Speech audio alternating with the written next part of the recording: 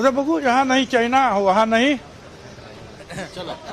महायुतीच्या पहिल्या मंत्रिमंडळ विस्तारातून डावलल्यानंतर जहा नहीं चहना वहा नहीं रहना म्हणणाऱ्या छगन भुजबळांचा प्रवास अखेर मंत्रिपदाच्या शपथेपर्यंत येऊन पोहोचलाच.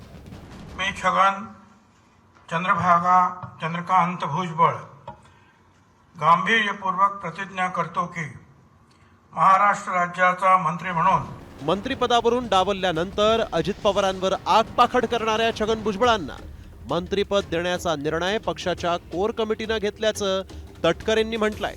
तर मुख्यमंत्री देवेंद्र फडणवीसांनी मात्र भुजबळांचा ओबीसी चेहरा असा उल्लेख करत त्यांच्या शपथेमागचं कारणच सांगून टाकलं. भुजबळ साहेब काय कुठे नाराज होते अशातला काय भाग नाही. सुरुवातीला त्यांनी त्यांच्या भावना जरूर त्या ठिकाणी व्यक्त केल्या होत्या. पण राष्ट्रवादी काँग्रेस पक्षाच्या ग्रुपने एकत्रितपणाने बसून या संदर्भातला निर्णय त्या ठिकाणी घेतलेला आहे. त्यानुसार आज छगन भुजबळ साहेबांनी मंत्रिपदाची शपथ त्या ठिकाणी घेतलेली आहे. मला असं वाटतं की छगन भुजबळ एक ज्येष्ठ नेते आहेत.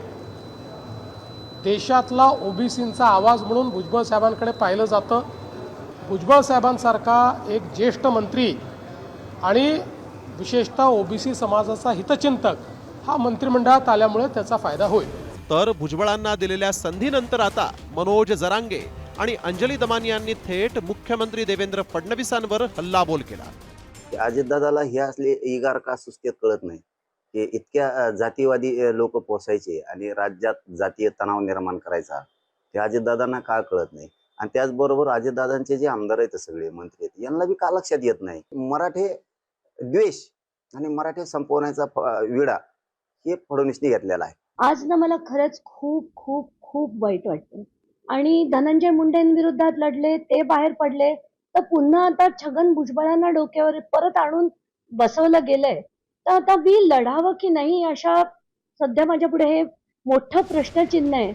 महायुतीच्या मंत्रिमंडळ विस्तारातून डावलल्यानंतर छगन भुजबळ हिवाळी अधिवेशनातून तडक निघून गेले. एवढंच नव्हे तर अजित पवारांच्या विरोधात वारंवार त्यांनी नाराजी उघड केली.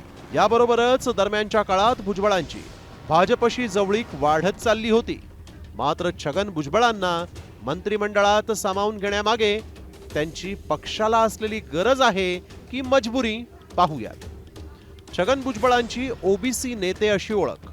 भुजबळांच्या या छबीचा पालिका निवडणुकीत फायदा होऊ शकतो. ओबीसींना सोबत ठेवण्यासाठी अजित पवारांच्या राष्ट्रवादीचा निर्णय. धनंजय मुंडेंच्या रूपानं ओबीसी नेतृत्व याआधी मंत्रिमंडळात होतं. मुंडेंनंतर भुजबळांच्या रूपानं बलाढ्य ओबीसी नेता मंत्रिमंडळात. छगन भुजबळांनी शिवसेना ते राष्ट्रवादी वाया काँग्रेस असा प्रवास केलाय. त्यामुळे बलाढ्य ओबीसी नेता अशी ओळख असलेल्या छगन भुजबळांना मंत्रिपदापासून दूर ठेवणं परवडणारं नसल्यानं आगामी स्थानिक स्वराज्य संस्थांच्या निवडणुकीपूर्वी त्यांना संधी देण्यात आली आहे. मात्र भुजबळांना दिलेली संधी महायुतीला फायद्याची ठरणार की नाराज मराठा समाज महायुतीपासून आणखीन दूर जाणार याकडे आता राज्याचं लक्ष लागलंय. ब्युरो रिपोर्ट, साम टीव्ही न्यूज.